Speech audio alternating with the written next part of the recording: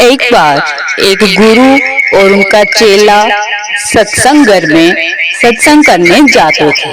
जिस तरह रोज संडे को या एतवार को सत्संग होता है, तो वैसे ही गुरु और चेला भी सत्संग करने जाते थे।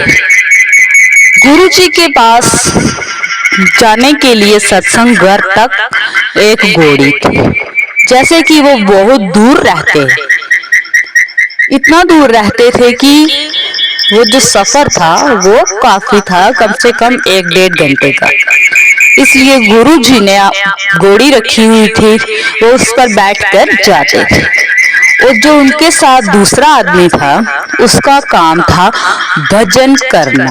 जब सत्संग होता है ना, तो बीच में एक भजन करने वाला भी होता है, फिर वो भजन करता है और सत्संग वाले रेस्ट करते, जिसे हम रागी भी कह सकते, जो गायक कह सकते, जो गाता था भजन।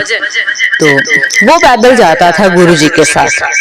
जब वो पैदल चलता था तो उसके मन में बड़ी आशंका होती थी, ऐसे विचार आते रहते थे कि मेरे पास भी काश एक घोड़ी होती, मैं भी घोड़ी पर ही बैठकर जाता।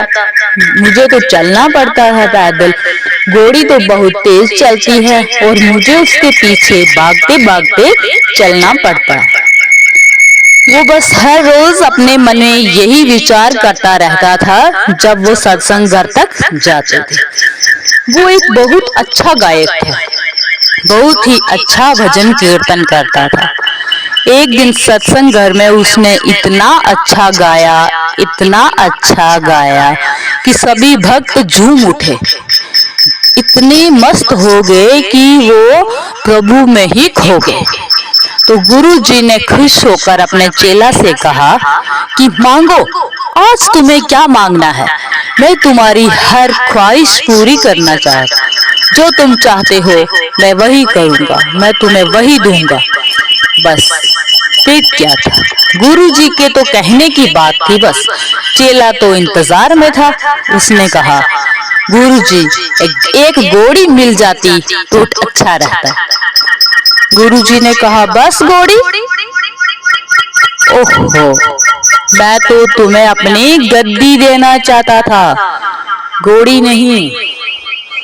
तो इसका कहने का अर्थ है कि गुरु हमें करोड़ों देना चाहते हैं, लेकिन हम उनसे कौड़ियां मांग लेते हैं। भगवान से कभी मांगना नहीं चाहिए, गुरु से कभी मांगना नहीं चाहिए, क्योंकि गुरु हमें जो भी देते हैं वो अपनी इच्छा से और हमारी किस्मत से बहुत ज्यादा होता है। भगवान हमें बहुत ज्यादा देना चाहते हैं, लेकिन हम उनसे बहुत कम मांग लेते हैं। इसलिए हमारे पिता को, हमारे परमेश्वर को, गुरु को, भगवान को सब पता होता है कि हमें क्या क्या चाहिए और क्या क्या नहीं चाहिए। और कभी कभी हम भगवान से मांगते हैं, अपने गुरु से मांगते हैं, लेकिन वो हमें नहीं देते। फिर हम परेशान हो जाते हैं कि हमने तो भगवान से मांगा, लेकिन उन्होंने कुछ दिया ही नहीं। क्यों नहीं दिया? आखिर हमारा तो उन्हें ध्यान ही नहीं। लेकिन भले व्यक्ति, समझो, वो आपको वो चीज नहीं देना चाहते, क्योंकि वो आपके भाग्य में है ही नहीं, और अगर होगी भी तो हानिकारक होगी। इसीलिए भगवान देते हैं जो अच्छा होता है, और तब देते हैं जब हमारे लिए अच्छा होता है।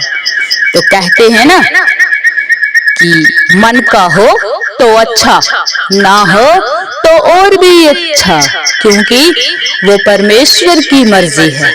हमारे मन का नहीं ना हुआ तो वो परमेश्वर की मर्जी है, वो हमारे लिए गलत है, इसीलिए वो हमारे लिए ऐसा नहीं करते।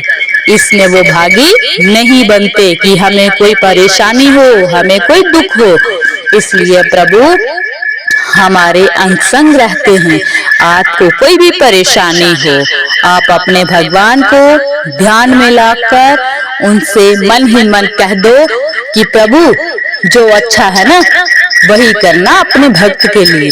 हम तुम्हारे हैं और आप हमारे हैं। इस जीवन नैया के रक्षक आप ही हो और कोई नहीं। तो